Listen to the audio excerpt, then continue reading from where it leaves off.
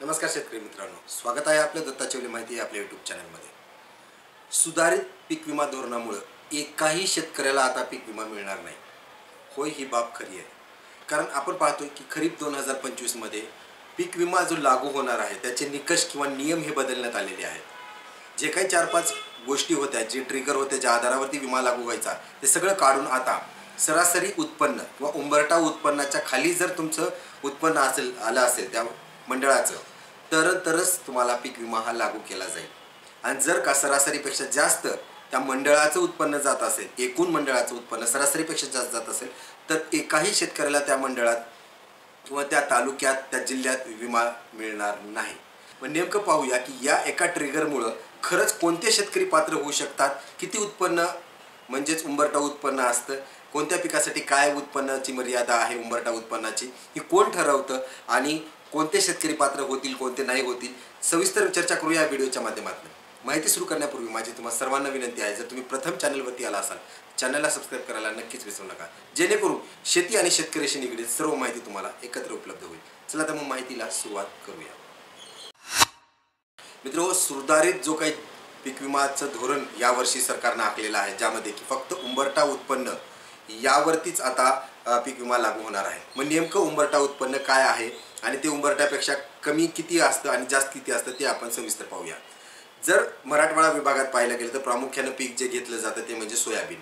इतर ठिकाणी जे प्रामुख्याने पीक घेतलं जातं ते कापूस आहे, परभणी, जालना या ठिकाणी, किंवा आणखीन नाशिक या ठिकाणी मका, इतरत्र कांदा वगैरे, असा वेगवेगळ्या ठिकाणचे प्रामुख्याने घेतले जाणारे पीक हे वेगवेगळे आहेत। उदाहरणार्थ मराठवाड्यात सोयाबीन घेतलं जातं।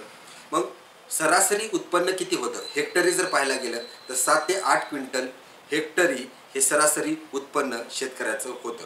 मग आता असं ठरवण्यात येतं की हेक्टरी जर समजा 7 क्विंटल हे सरासरी उत्पन्न आहे आणि त्यापेक्षा जर कमी उत्पन्न यावर्षी झालं, म्हणजेच काय, जर एकरी तुमचं 2.5 किंवा 3च्या आसपास 2.5 क्विंटलच्या पेक्षा कमी जर उत्पन्न एकरी झालं असेल किंवा हेक्टरी 7 क्विंटलपेक्षा कमी झाला असेल, तर त्या मंडळाला, म्हणजे नुसतं एकट्या शेतकऱ्याचं येऊन कमी होऊन भागणार नाही।